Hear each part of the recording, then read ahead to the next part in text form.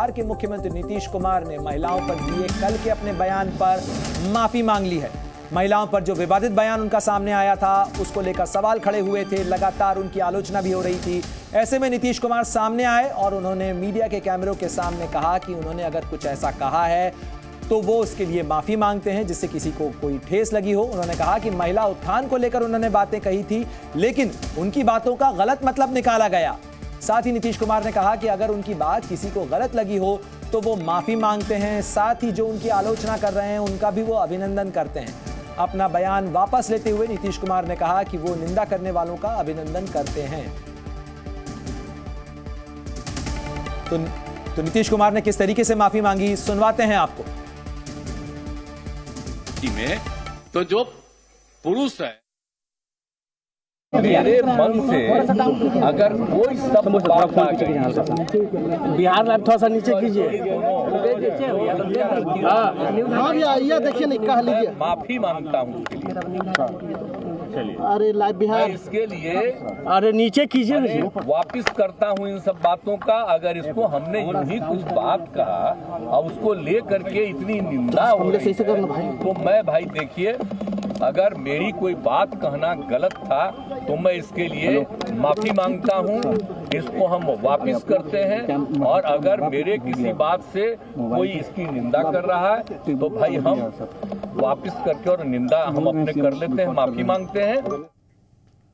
तो बिहार के मुख्यमंत्री नीतीश कुमार ने माफी मांगी है और जिस तरीके से उन्होंने जनसंख्या नियंत्रण को लेकर जो कुछ बयान दिया था विधानसभा के अंदर फ्लोर ऑफ द हाउस के ऊपर, जिस तरीके से उन्होंने ग्राफिक डिस्क्रिप्शन दिया था उसको लेकर सवाल खड़े हो रहे थे और उसके बाद उन महिलाओं के अपमान को लेकर उन पर आरोप लगे थे। इन सवालों से घिरे नीतीश कुमार ने अब मीडिया कैमरों के सामने आकर माफी मांगी है और साथ ही उन्होंने कहा है कि उनकी मंशा गलत नहीं थी, उनके बयानों को गलत तरीके से लिया गया।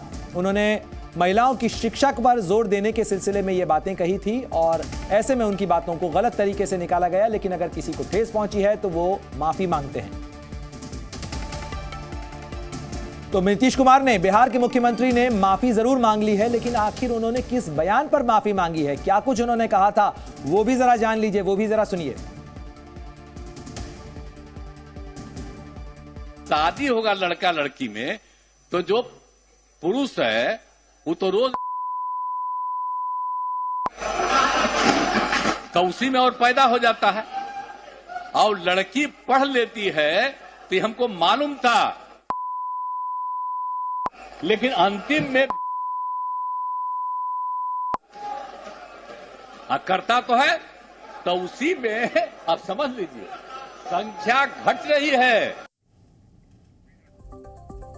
और इस खबर पर सीधे रुख करते हैं, जेडीयू प्रवक्ता सुनील सिंह हमारे साथ जुड़ गए हैं। सुनील जी, जिस तरीके से मुख्यमंत्री ने आज माफी मांगी है, आप भी मानते हैं कि कहीं ना कहीं उन्हें इस गलती का एहसास जरूर हो गया होगा। हालांकि आपकी पार्टी, आपकी सरकार बचाव कर रही थी मुख्यमंत्री के उस बयान का, लेकिन जिस तरीके की प्रतिक्रियाएं सामने आई उसके बाद नीतीश कुमार को भी सामने आकर माफी मांगनी पड़ी कि उनकी बातों को जिस तरीके से उन्होंने कहा, क्योंकि राजनीति में क्या कहा गया है के साथ साथ महत्वपूर्ण होता है कैसे कहा गया है।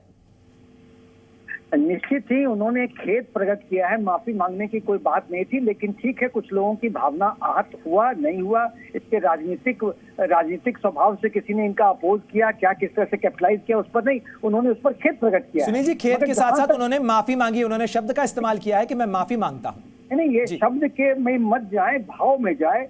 मैं तो पेशे से चिकित्सक हूँ।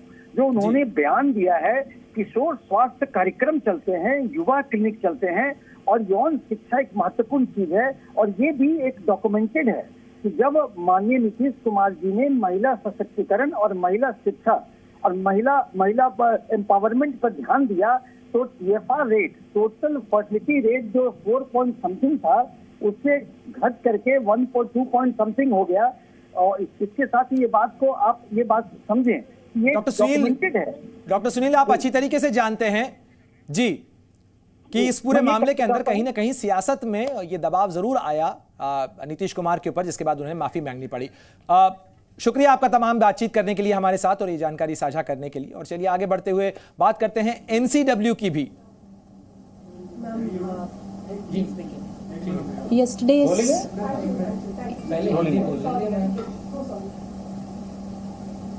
Anyone going live with this? Should we start? Yes, ma'am. Yesterday's statement of Chief Minister of Bihar was very derogatory. We are deeply concerned with this. NCW, on behalf of every woman of the country, is deeply concerned that the way he spoke was like a C-grade movie dialogue in the assembly, in front of women, in the assembly, in front of everyone. And the worst was men sitting behind, they were also laughing. That was worst. So मुझे लगता है कि कोई भी concern नहीं था कि वो कह क्या रहे हैं.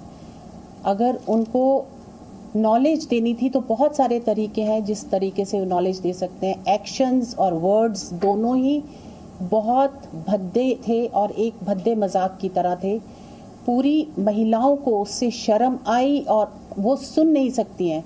वर्स्ट इज स्पीकर ने अभी तक एक्सपंज नहीं किए हैं उनके, और आज भी वो मीडिया में दिखाए जा रहे हैं, बार बार रिपीट हो रहे हैं उनके डायलॉग्स. मुझे पता चला है, अभी मैंने देखा कि उन्होंने मीडिया के सामने एक छोटे ग्रुप के सामने माफ़ी मांगी. वो भी इतनी सब बात होने के बाद केवल माफ़ी मांगना एक उसका उपाय नहीं है. स्पीकर को, बिहार असेंबली स्पीकर को उनके अगेंस्ट एक स्टेप लेना चाहिए, एक्सपंज करने चाहिए उनके डायलॉग.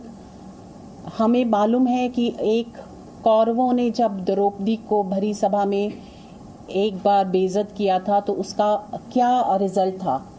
वो एक पहला कदम था उनकी पूरी कौरवों की जो सत्ता थी वो ख़त्म होने का. तो मुझे लगता है ये बिहार में पहला एक स्टेप है जो जिस तरह का उन्होंने ये गंदी अभद्र स्टेटमेंट दी है असेंबली में, उनका भी नाश निश्चित है. Anything else? मैम, उन्होंने चूंकि माफी मांग ली है और विधानसभा में भी कह रहे हैं कि हम माफी मांगने के लिए तैयार. लेकिन उनके खुद के लोग उनको सपोर्ट कर रहे हैं. उनकी माफ़ी मांगने के बावजूद जो उनके सहयोगी पार्टीज हैं वो उनको सपोर्ट कर रही हैं. उनके खुद के मंत्री का स्टेटमेंट था कि वो उनको सपोर्ट कर रहे हैं और ये एक नॉलेज के लिए उन्होंने बोला था. मैम ये किस तरीके की माफी है? बिकॉज जब ये स्टेटमेंट्स बोले जा रहे थे तो असेंबली में तेजस्वी से लेके कई लोग हंस भी रहे थे इस वाक्य को. मुझे तो ये भी लगता है कि ऑपोजिशन में से भी कोई महिला वॉकआउट नहीं करी उस समय. सबको वॉकआउट, चाहे वो ऑपोजिशन या महिलाएं सारी पार्टी की एक थी, उनको तो वॉकआउट करना चाहिए था. बाकी लोग हंस भी रहे थे. मुझे लगता है कोई चीफ मिनिस्टर कुछ भी कहे, बाकी लोगों का सिर्फ ये है काम कि वो हंसें उसके और उसको सपोर्ट करें. और यही हमने देखा है अभी इस समय. हमने यही देखा है कि किसी भी पार्टी वाले ने, उनकी अपनी पार्टी या उनके जो सपोर्टर्स हैं, उन्होंने किसी ने भी कंडेम नहीं किया.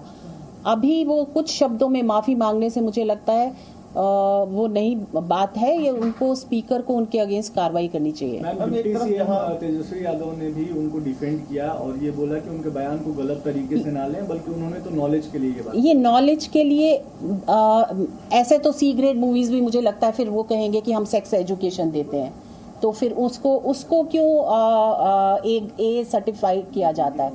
वो ये वही सेम डायलॉग्स थे जो सी ग्रेड मूवीज के डायलॉग होते हैं. और ये सारी लोग, पूरी जनता देख रही है. इसको कोई ए सर्टिफिकेट नहीं दिया गया. बच्चे भी देख रहे हैं, महिलाएं भी देख रही हैं. मैम, जिस तरीके से अभी देश में 50% आरक्षण की बात की गई कि महिलाओं को रिजर्वेशन दिया जाएगा, एक तो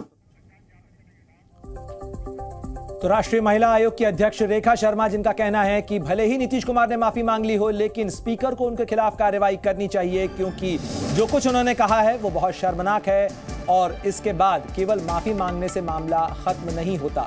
साथ ही रेखा शर्मा ने यह भी सवाल खड़ा किया कि सदन में बैठे हुए विपक्ष के लोग भी हंस रहे थे, किसी महिला विधायक ने इसके ऊपर वॉकआउट तक नहीं किया.